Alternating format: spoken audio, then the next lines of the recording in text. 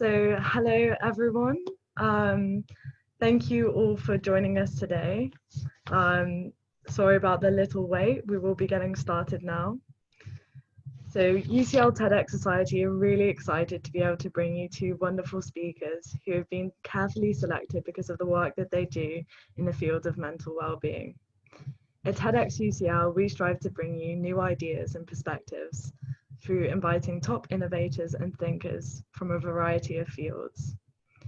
Today, we hope that you will leave this webinar with a new way of looking at mental well-being, a topic that has become increasingly important for all of us in the last few months as we face social distancing and so much more uncertainty.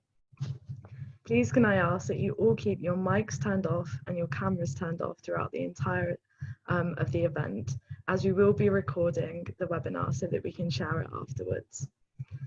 Please use the chat feature down below to share any questions that you have for our speakers, as we will have some time at the end of the presentation where I'll read out as many as I can for the speakers.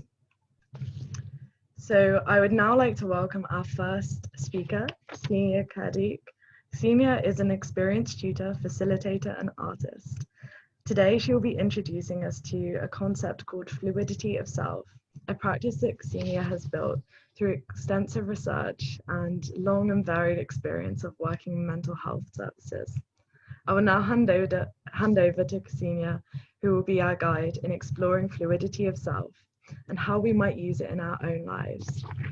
Thank you.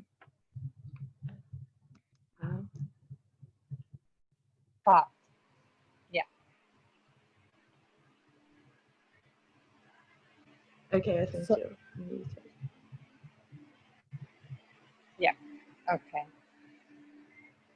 So a warm welcome. I'm in south of Croatia in a little place called Ston, which is just 50 kilometers from Dubrovnik. And I would like to introduce myself as former refugee from former Yugoslavia who works in mental health field for over 10 years. I'm also a tutor, I'm a mother, I'm a sister, a partner, and many other selves. Today, I will introduce you to a topic of fluidity of self. I'm hoping to cover three main points, a bit of background to what it is and how it came about. I'm also going to introduce what it is, and I will share with you how you may practice it and how it may help your well-being. So I'll start with sharing a little bit about my personal story, because fluidity of self really comes from different experiences that I had in my life, in personal life, mainly by being in war, experiencing war trauma. And also it comes from professional experience, working with people with mental health challenges, such as people who hear voices, people who recover from addiction, people who have extreme experiences of paranoia, and some people also experiencing trauma like myself. I also further developed this idea of fluidity of self in a studio with my fellow tutor and a writer, Christina Barrett, and I will talk a little bit about what we uncovered there. So for the beginning, I would like to share my personal story, which is quite relevant, and I'll make some connection to what is going on today with COVID and pandemic, and how maybe these quite extreme situations that are happening in the outside world can be potentially events for transformation and self-discovery and really uncovering who you are. And this is what actually fluidity of self is. It's an idea of being able to choose who you are and being many selves at the same time. So I start, as I said, with my personal story. I come from ex-Yugoslavia. I came to London as an 18-year-old, and I came as a refugee and asylum seeker. And what that meant is that I have had many national identity. My heritage is from Yugoslavia, so I had the Yugoslavian nationality. I had also my mother's nationality of Croatian and Catholic, and also my father's nationality of Bosnian Muslim. And to really survive in the war, and some of you might know what happened in Yugoslavia, and for those who don't, it was a national war, and there was a big conflict between all different nationalities. So what that meant is that I had to flee the country for safety. And what happened when I came to UK is that I have been given another 2 labels of refugees and asylum seeker, which meant that I was further getting away from who I am and really being lost in my identities and labels I've been given by others and also by myself. I also been waiting to become British citizen, and that wait meant that I couldn't work, I couldn't study, I couldn't travel. A bit like now, there's a lot of uncertainty that's happening around us, and we can't travel where we want to. We can't, you know, be in different places. We might be bereaved, we might be losing loved ones, so we might be suffering ourselves from losing our jobs and different parts of us, our identity. So this is in a way how I felt at the time. I felt that conflicted, and the war that was happening in my country resembled actually the conflict that was happening on the outside, was internalized by myself, and that's where the war trauma was really happening within me. Later on, I started to be interested in psychology and followed in my mother's footsteps. And I started working with people who have mental health challenges. And I mainly work within the holistic approach of mental health. So not a clinical way of working with people. So I was working with people who themselves recover from mental health challenges and found their own way of well-being. So this idea of fluidity of self arose from all these experiences, my personal, and I like to pause here really and let you ask yourself maybe, you know, for a moment, even if you want to close your eyes and just ask yourself, who am I? What roles I've been given? Can I be one role? Am I stuck with one? And what other roles may I choose? Yeah, and these are all these inner questions that came to me. And from there, this idea that we can be many other selves, not just these identities we've been given that are asking us to choose and asking us to be this separate self, one self that needs to overcome these challenges. The idea of fluidity of self means that we can embody and be in different roles. As I said, you can be a mother, a daughter, a sister, and you can be all these things at the same time, even in a day. So later on, I went on a journey with my fellow tutor and my collaborator. She's also a writer, Christina Barrett, and we went into a studio, which was a dance studio, and we joined a year in residency program.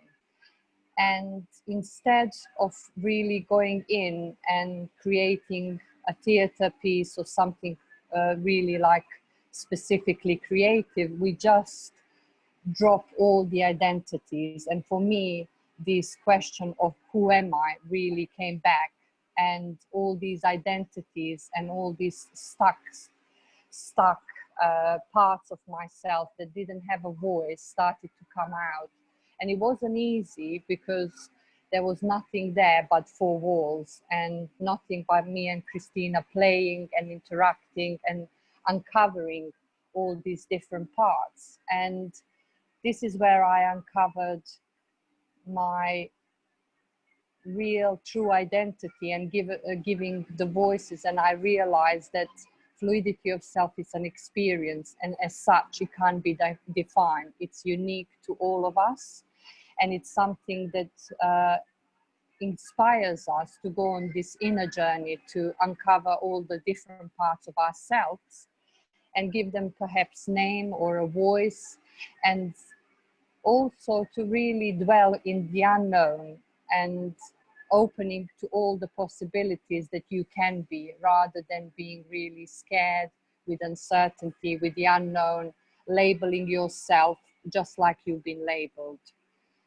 So what we uncovered in that process was principles, and which I would like to share with you. And this is something that you can perhaps practice for yourself when you are going on this journey, and if you decide to.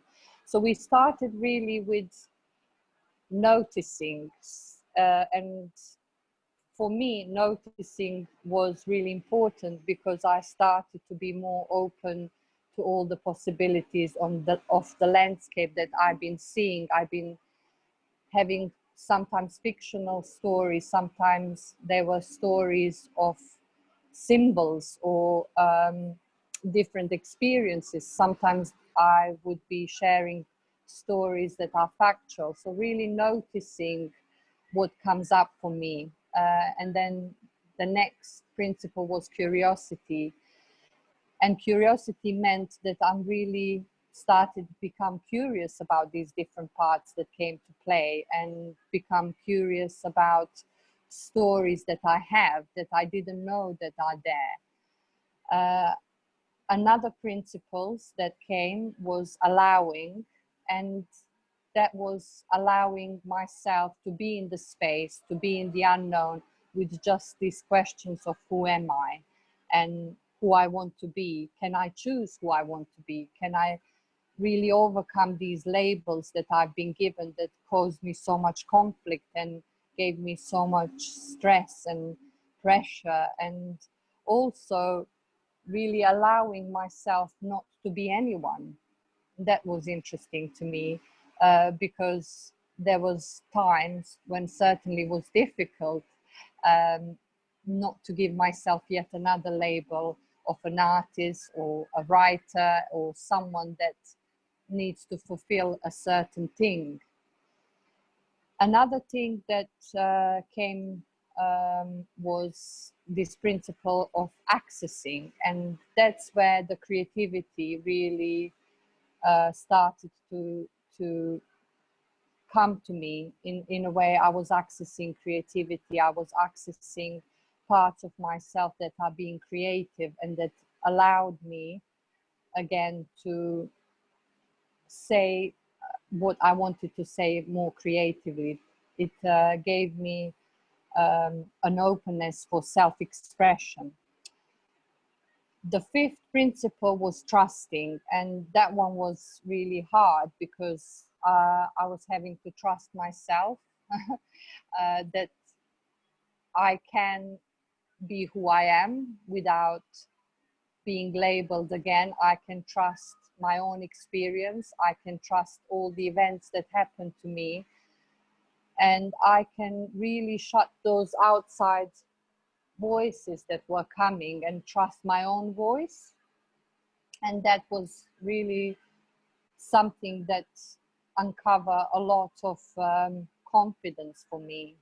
And the last principle was honesty. And honesty is really about being honest with myself, of being who I am, and being honest that all these parts that I found, and sometimes they were really funny. There was parts of me that I called a pig, which was someone who is a bit bossy and grumpy, and someone who likes to indulge in food and, you know, good life. And there were other parts like bird, who was really clever, but sometimes could have a vicious tongue and attack others, and myself as well. So I had to be really honest with myself that, yeah, these are my archetypes. They are not given to me by Jung or some other psychologist or therapist. These are my own discovery. So these principles really turn into like a method, and Christina and I trialed them through workshopping and sharing them with others. And what we found out that just like us, a lot of people found a lot of benefits from them and from these experiences, and from interaction and interacting and playing with others, and what these benefits were. And some of them are not visual, because the transformation that happens through the inner journey is very subtle, but nevertheless you gain different insight, and you become an explorer of your own well-being. It's almost that you are creative, you're creating your own well-being. And what that meant for me as well, that I could see benefits of being with someone else and really being intimate with another person and collaborating quite deeply. But also what I could see is that there are benefits in being alone as well, being with nature, being in a spaces that are much more secluded, and that this is where I practice more creative stuff, and creative expression came to play. You can also empower yourself to be who you choose to be, as I said again. So coming back to this idea that fluidity of self is actually a philosophy of who you are, and having to choose who you can be or who you are, and knowing that there are different parts, there are multiple selves rather than just one, and you can be all of that at the same time. You don't have to choose, or you don't have to fix any of your parts or heal them. You can just allow them to be there within your landscape. It also helped me be more connected, and knowing when to connect and disconnect, rather than always being available. And this really could be applied to today's pandemic and coronavirus. We are a lot on these internet and devices, and also needing to connect, but also knowing that the connection is what we need, and that we also can be on our own, and that's the beauty of it. We can use internet in a way that's beneficial to us. We can use all these devices and not be lonely, and connect when we want to. So it's a choice, rather than being stuck and thinking, oh, I have to run away, I have to kind of leave all of it, I have to choose, to be secluded and shy away from the world. It doesn't have to be like that. It helps you also to feel less stuck in one identity. And often, as I said at the beginning, when I work with people who experience extreme paranoia, they've been given these labels as well of schizophrenia or bipolar disorder, all these, and it sometimes felt like a life sentence, and it doesn't have to be. So it helps you be unstuck. It helps you find your own self, which is more experiential rather than fixed. So it helps you be more fluid in your experience of yourself and also with others. It helps you, as I said, be more honest in who you are, and that can have great benefits to your mental health and your general well-being as well. So I'm just aware of the time. I'll stop here, and I would like to share a little meditation which I wrote, and it's a visualization. It's only going to be 3 minutes, and I would invite you to close your eyes, take a deep breath, and smile. So I'm going to tell you a story. a story of a cosmic snake and us. Imagine a darkness, and in it 1,000 particles of light forming into a cosmic snake, a metaphor for infinite life, gracefully long with beautiful, colorful skin. The way we master our thoughts, emotions, feelings, and senses, we complete each strand of its outside bit by bit. In this craft, we are the masters, the shifters and shakers, the leaders and followers of a cosmic bliss. Now take a pause and another deep breath. Let's venture into the unknown. Imagine the snake gets injured and hurt, and we become suspicious of its colorful skin. The snake and us. We part and get lost from all that we are and all that there is. We stop weaving the colors, our patterns, creating its skin. We slowly forget our present, our future, and past. We get lost in the idea that we are a separate self, fragmented and fixed. We strive and we search our way back home. Now stop, pause, and take another deep breath. Imagine instead of stopping, we start trusting, choosing to play, moving and shifting together, rediscovering our craft. We stop analyzing our journeys, decisions and choices, and start noticing and trusting our space within. We become curious about our landscape, opening layer by layer, pulling our stories, our patterns out from within, connecting and reconnecting, slowly letting go, shedding the skin. And we come back where we begin. We arrive home to infinite place, a different place that desires to be cherished and free. We come into awareness that we are a snake, a symbol of life, fluid and fixed, individually different and collectively blissed. Thank you. So I guess this is me. Hopefully I've managed the time. Thank you so much for that, Ksenija. I think I speak for everyone when I said that was a really interesting and engaging presentation. I've certainly learned a lot. I'd like to say a huge thank you for coming along today, sharing your story. Yeah, it's been really great and a great way to open our wellness series. Unfortunately, in the interest of time, we won't be doing the Q&A today. However, Ksenija has said that she will be sharing some materials, which I can share with all of you afterwards. And you can also find her website on our event page if you are interested in learning more about the fluidity of self. So thank you, Ksenija. Thank you. So now,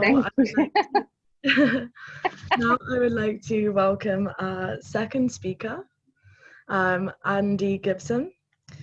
Andy is an award-winning entrepreneur and author who aims to help people make the most of their minds. Andy is head gardener at a public campaign called Mind Apples that works to increase awareness and understanding of mental health. Mind Apples reaches people all around the world and has worked with some of the largest global brands to help individuals and employees better understand how to look after their minds. Today, Andy will be discussing happiness, what it is, where we can find it, and some of the simple ways that we can find happiness in these uncertain times. So over to you, Andy.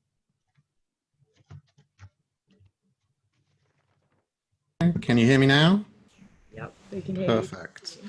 Thank you very much. Very nice to have been listening in on Ksenia's presentation. Thank you very much. It reminded me of there's an old Buddhist saying that the reason that you're unhappy is because you spend 99.9% of your time doing things for yourself, and there isn't one. Classic Buddhist there, it's an interesting segue then into from that into thinking about what makes us happy, which I do want to talk to you about. But I wanted to first say thank you for giving us your time and attention on a Sunday. I'm sure you could be out doing all these amazing fun things, and or perhaps not, because we're all supposed to stay home. I'm not sure what the rules are anymore. But it's very nice to be with you, because one of the things that I did want to talk to you about is just to explain a bit about what Mind Apples does, and to say that one of the things that we want to do, particularly on the work of the Mind Apples charity over the next year or so, is to support students. And so it's great to be able to speak to a few of you now, and perhaps we'll be able to do a bit more with you all over the course of the next year. So what Mind Apples does, I call myself head gardener there. It took our researcher we had working for us for 2 years. It took her 2 years to suddenly come up to me and go, "Oh, you mean like as in of heads?" So like, oh, okay, I get it now. And yeah, heads need weeding. It's important to try and look after them. But the idea with Mind Apples is that we are at our core, if you'll forgive the pun, a mental health organisation. But we're interested in the mental health in the same way that we talk about physical health, in looking after our minds the same way that we look after our bodies. And so for many, many years, over a decade, we've been trying to encourage and support people to take better care of their minds. And a lot of that has been, particularly on the charitable side of our work, been in about public campaigning.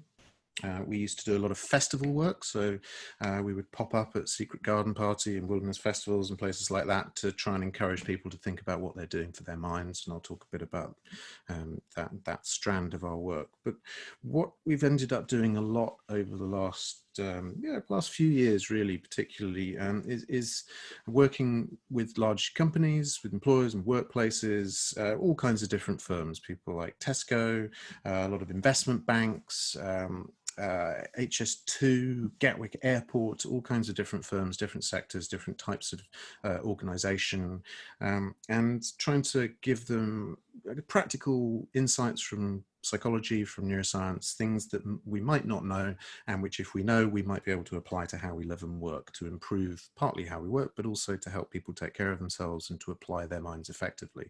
And so the argument that I make to all of them, which is the same that I make to all of you today, is that you rely on your mind for everything that you do. And we take our minds for granted a great deal of the time. We leave them running, we don't look after them, we don't switch them off properly and reboot them properly. If they were technology, they would be battered and running with too many apps open half the time. And so a lot of what we're trying to do is to give you some perspectives on how you think, how you feel, why you do the things that you do. Not to say that I know that about you, not to say that I'm going to tell you what you should do or how you should think, but simply to give us a common language to talk to each other about what we're experiencing and what might help us. And so a great deal of my work is about sharing what we've figured out and asking for other people to share what they've figured out as well. And so I should say, with that in mind, one of the key things that I think is really useful with all these things is please do put things in the chat if you want to ask a question or comment on anything. I'm very happy. I'll be keeping an eye on that. I'll be trying to keep an eye on it all the way through, because I want to hear from you. I used to do a lot of face-to-face talks. I used to go out and meet people all the time. Now I stare at my laptop wondering if everyone is checking their email, which of course you may well be, but hopefully also listening as well. So do say hello on that. I think if this is being streamed on Facebook, I'm afraid I can't see the Facebook chat though, just the Zoom chat, which means if you're on Facebook, you can talk behind my back and I won't know. But I wanted to then, from that, having established vaguely what Mind Apples is about, I wanted to talk a bit about happiness, which is not a thing that we have talked a great deal about in our work over the years, because it can often put us into a camp where people think we're not so much about mental health. It becomes sort of more detached. The world of happiness and well-being is sort of over one side, and mental health and illness is over the other. And we're trying to build a bridge between the two. And also because I think when I found I talk about happiness, it can put some people off. Some people really warm to it. Other people find it a bit uncomfortable. They're not feeling happy enough. They feel like there's a pressure to be happy. So it's a word I use with caution, but I wanted to talk about it with all of you over this short time that we've got, because it's a word that you will hear a lot. It's a word that we find ourselves using. And I wanted to share a little bit of the insights of what the way psychologists would approach it and the way that we approach it in Mind Apples. And particularly because we're talking in the context of a very difficult period in everyone's lives, I would say. And it's not to say that it's affecting everyone in the same way, but certainly generally across the board, we have had more of a sense that people's liberties are being affected, that the economy is being affected, and all kinds of different experiences across the board. But they estimate around 4 billion people have had their liberty restricted over the last few months, which has never happened in my lifetime. And it's not even necessarily comparable to wars, because it's got a more global reach. It's cut us off from other people in a way that we wouldn't be experiencing in the same way in other types of crisis. So it's a very unusual time, and it's a very unusual time to talk about happiness, because it may be that a lot of people who are tuning into this, or people that you know, are struggling to feel happy and not really sure even how to be happy in the context of all this. It feels like a time when we will try to survive more than to thrive. And what I see with our clients, with all kinds of different settings, our clients have been affected in very, very different ways. Some are trying to figure out how to work from home, and maybe adjusting to different types of learning, connecting with friends, trying to use technology in different ways. But some other people are much more worried about their own safety. I've got clients where they're on the front lines, they're doing a lot of day-to-day work, and they're worried about their health, the health of their families. You may have people that you care about as well. So there's a lot on our minds, but it's not evenly distributed. I would say that this is something that it's being felt in very different ways in different parts of the economy, in society, even different countries. So I'm not going to pretend to know what is going on in your lives. I can simply say that there's a lot going on generally, and I hope that what I can say to you is helpful. But I wanted to start in terms of thinking, how do we be happy? What makes us happy? Is to consider a question. And the question is, why is it that silver medalists are so unhappy? And it would be around the time of the Olympics if they hadn't been postponed, so it would be quite a timely time to think about this. But if you do watch sporting events or any kind of prize, there is a trend that the person who wins looks obviously happy, but then also the person who comes in third, the last person on the podium, also looks happy. The person in the middle, perhaps less happy. And this is not just an idle speculation. Psychologists back in the 90s did try and study this phenomenon, and the conclusion that they came to is that it lies in counterfactuals. That the person who is on the gold podium, of course, they feel that they have won. And the person on the silver level, who came second, they are comparing themselves often to the person who came first, and looking at that and thinking what they could have won. The person who came third is comparing themselves to the person who came fourth, and thinking, I'm on the podium and they're not. So it feels like a type of victory. And this trend, this tendency in the way that we assess our relative happiness, our lives, persists in all kinds of different settings. It's not a universal law, but it's a thing to watch for in yourself. That what we tend to do when we are trying to think what makes us happy is it's often a matter of comparison. It's not a simple case of saying, when I have these things, I will tick all these boxes and I will become happy. It doesn't work in that linear or aggregated way. It's more fluid than that. One psychologist that I quote a lot, you may have heard of, is a guy called Daniel Kahneman. Very interesting guy, wrote a book called Thinking, Fast and Slow.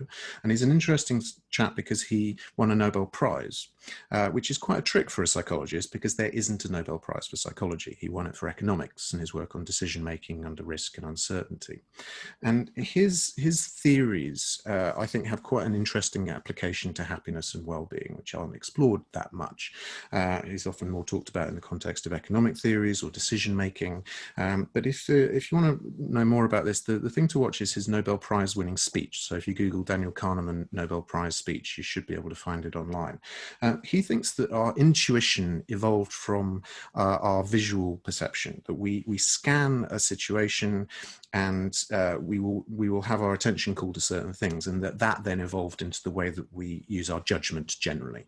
If you are scanning a situation, so if you're looking at this screen right now, there are many things that are not moving, and then one thing that is moving.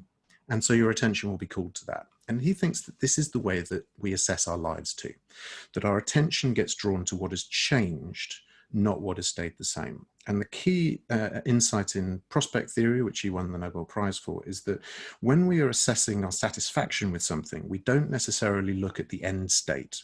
What we look is our gains and losses. are we better off or worse off than we were before?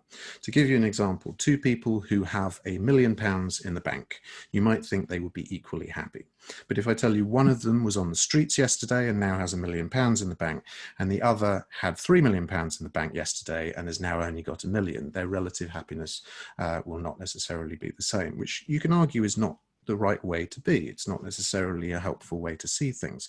But this isn't about what's the right way for our minds to work. This is about what our minds are actually doing. And what we find ourselves doing is that when we are looking at whether we're satisfied with our lives, we're comparing ourselves to our expectations, to where we were before, where we see other people having been at similar stages, where we think we're going. And generally what keeps showing up in assessments of happiness is what seems to matter is the sense of making progress.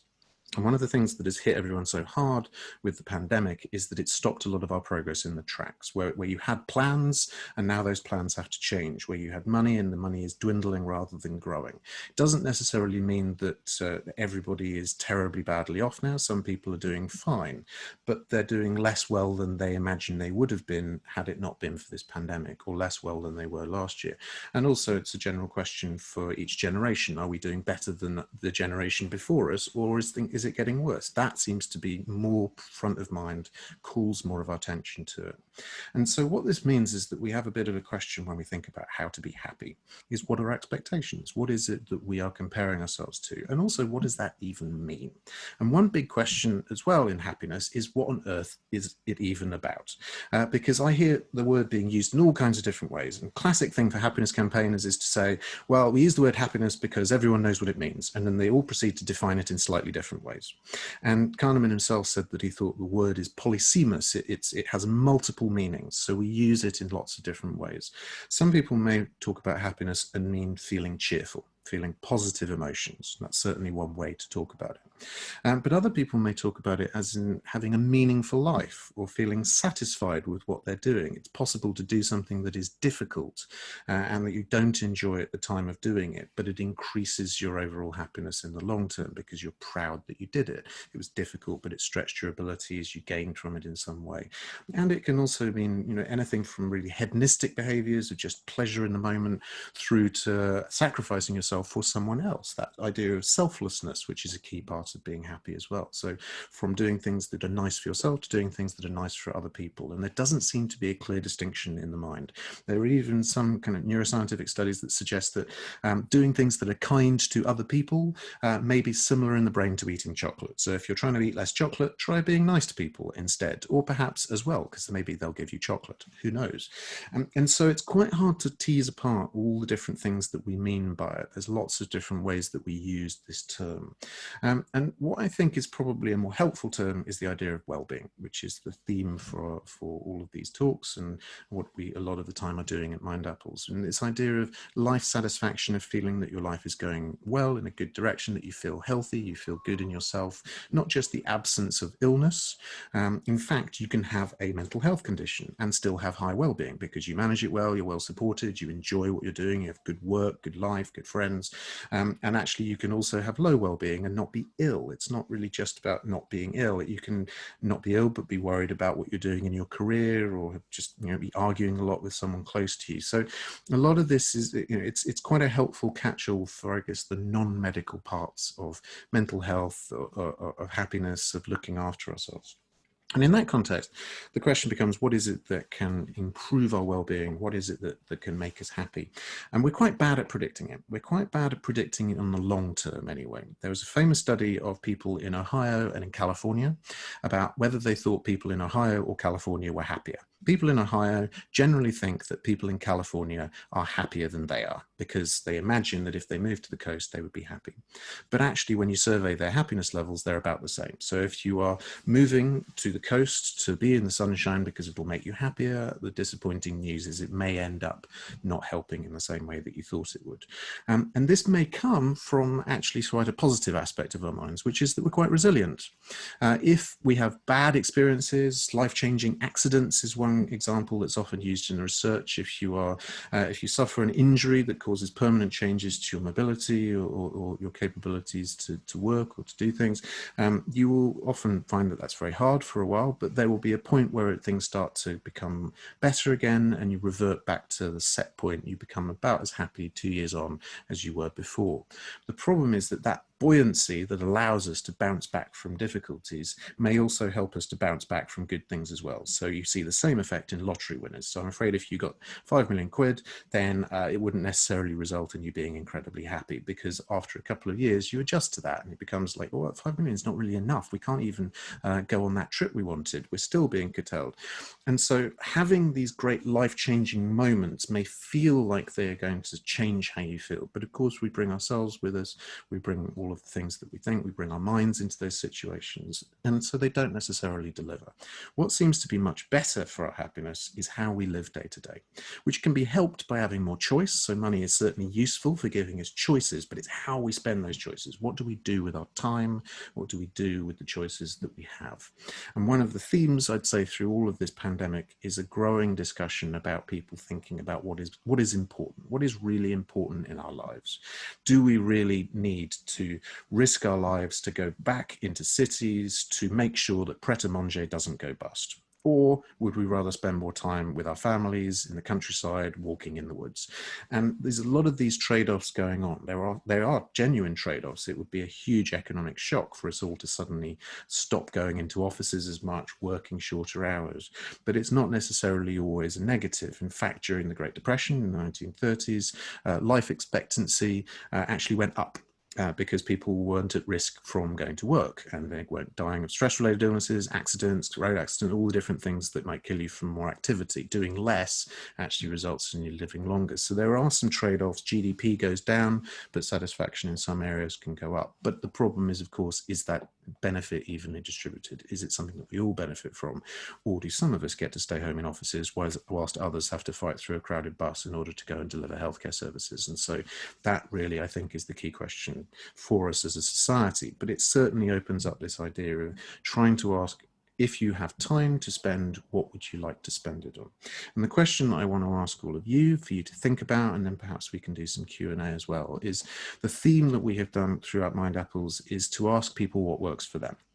And so the question at the core of our campaign, and actually something that a lot of universities have asked, we often provide trees or packs of little apple cards, so things like this. You may have seen them around campus. There may even be some in a welfare cupboard somewhere around, but is to ask people what they do that they think is good for their mind. It could be about what makes you happy, but also what helps you to feel calm, to feel at home in your head. And so if you would like to, please do share that in the chat. I'm curious to know the kind of things that work for you. There are lots of lists. Action for Happiness have one. If you want to look at actionforhappiness.org, they have a list of 10 keys to happier living.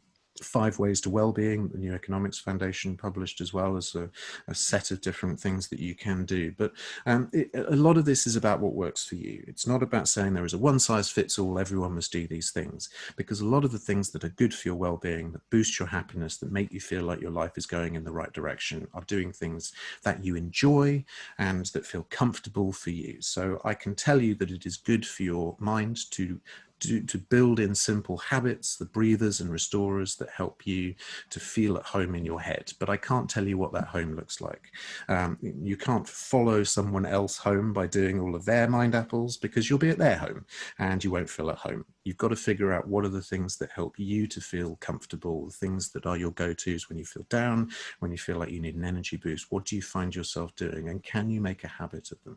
And I've talked a lot about this, and please do ask questions, as Amelia says, in the chat. It would be great to hear some thoughts from all of you, some things that you're interested in, that you want to know more about, anything that I can help with whilst you have me here for another 10 minutes. Please do pick my brains as much as possible. But it does really feel like the goal with this is to try and identify these things that you will keep doing even when things are difficult. Build them as habits so that when things are tough, a classic thing in university life is, of course, exams, but there are lots of different pinch points, lots of different times when you feel like you are too overwhelmed to do something else as well. You can't go to the gym because you're too stressed. You can't go for that run. You won't see your friends. You don't do your hobbies.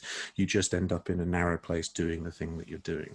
Try to think about the things that you will do that will be so innate and so ingrained that you just find that you're doing them all the time, regardless of what else is going on in your life. Because if those things, these simple habits, keep your mind active, keep your mind fresh, help you relax, help you to feel like you, then it provides a bit of a boost, a bit of a bolster. It's not going to solve every problem, of course it's not, but try and identify what those things are. And I did a talk many years ago at Conway Hall, which I'm now a trustee of. So please do check out the Conway Hall website and see we're doing a lot of free talks, a lot of interesting content on there if you want to take a look at it.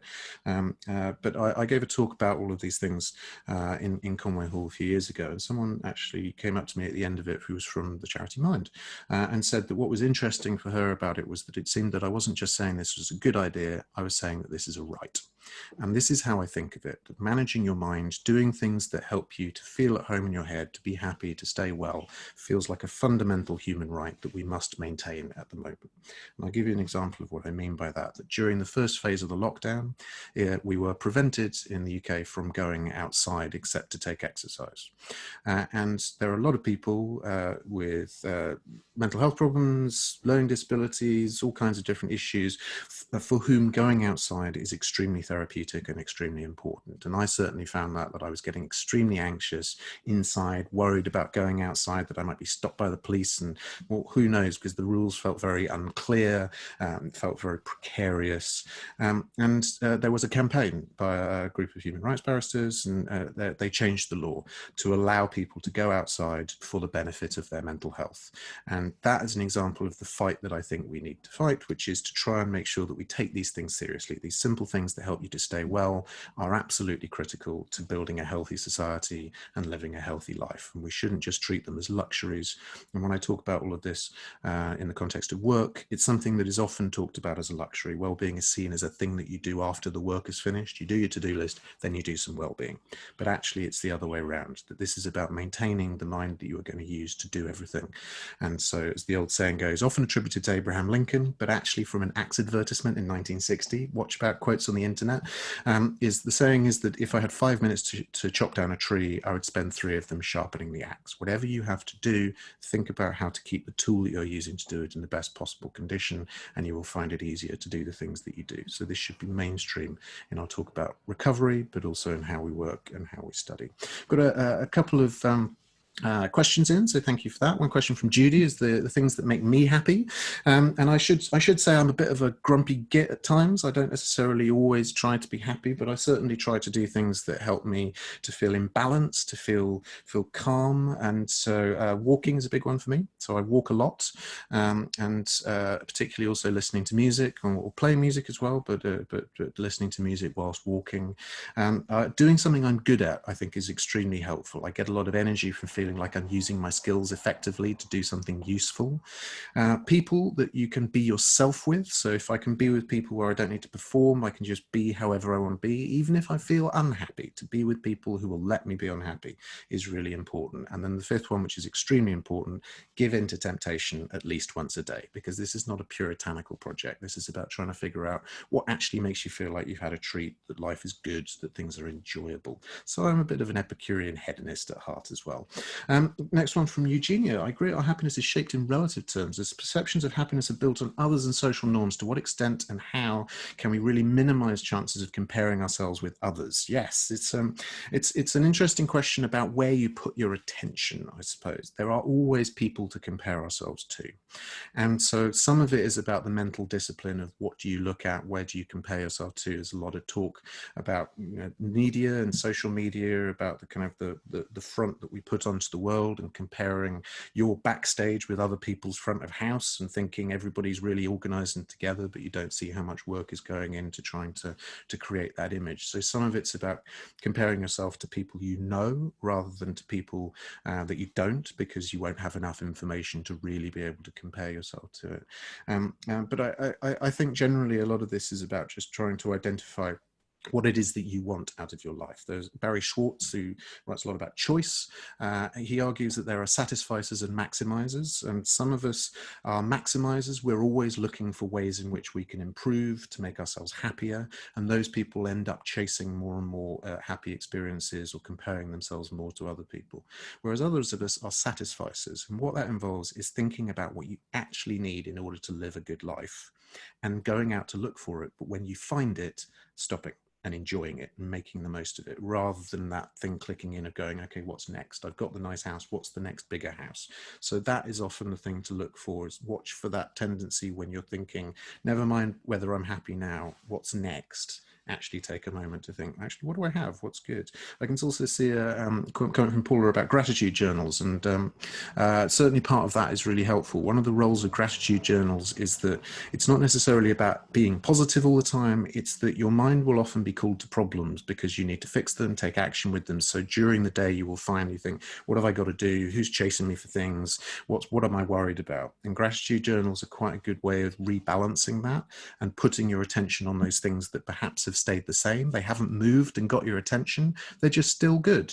So a lot of gratitude journals, it's a way of anchoring a reminder that there are these things that you take for granted that actually are worth remembering, to try and avoid that bias that can creep in if you're just looking at the problems and difficulties. And it may well be that actually during lockdown you've been able to do that. It may also be that you found it's really difficult. I've got a friend who said that she used to think when she had more time she would do all these amazing things, but in fact she's had lots of time and she hasn't done any of them, and so actually she doesn't want to do those things. So try to think about not just what works for other people may be different from you, but the things that you aspire to do may actually not be the things that make you happy. Maybe there's some guilty pleasures in there that actually you could let yourself off the hook and say, yeah, maybe watch Love Island, I don't know, that's fine. There's really good comments coming in, so thank you very much for all of these and to letting people do what they want. So doing what you're good at is definitely a really good one. Trying to use your skills. We like that feeling of autonomy and mastery. Getting out for a walk is a hugely important one. I've been trying to make sure that I do that more, but it's a habit to get into. And interesting, my mum and dad used to come into London all the time. Now they don't. They're too scared to. So they've been walking every day. And actually they're much happier than when they were going off chasing all these wonderful experiences in London. Now they're just really getting to know the area around them and enjoying that a lot. So it's interesting, the little things can make a big difference. And I think, as Eugenia says, it's a lot of it is down to trying to figure out your own needs. Can you prioritize what you actually need? And the other thing about that is that our compassion for other people seems to increase when we feel like we've got our own needs met. So perhaps as a closing thought, because I know we're approaching time, one thing that you see a lot is that doing things for other people is really good for our well-being, but it's much harder to think about doing something for someone else when you feel endangered, when you feel like you don't have your needs met at all. And so one of the key questions for building a more compassionate society is for each of us to think about, how will we know when we've actually got enough, when we are okay, and we can start turning our attention out and thinking about what other people need as well. Because if everyone starts to get to that point and look around them, we may start to find that the world around us is full of people who want to help us, and collectively we get better. And as an old friend of mine put it, and unless you have an understanding of what is enough, you can never experience plenty. We may never have everything. Where would we put it anyway? But think about what you think constitutes your good life and work to that. And when you get it, appreciate it and enjoy it. So with that in mind, I think we're about to wrap up. Amelia, are you on the line? Hello. Hello, and thank you so much for that, Andy. That was really interesting for me, and I think based on all the answers in the chat, for everyone else as well. So I'd just like to say a huge thank you to all of you who joined today, and to our two wonderful speakers. It was our first virtual event that we've done, so apologies for the slight technical difficulties, but I think overall it was a real success, and I hope that you've found something useful that you can take away from today. So as we wrap up our first wellness event of the series, I'd like to just remind you that we will be having another one in around a month. So please do check out our Facebook page and our Instagram, and you can stay up to date with those events. We'll also be holding our flagship TEDx UCL conference later in the year. So definitely stay tuned for that. And we really hope to see you at events in the future. Thank you so much. And yeah, hope to see you all soon.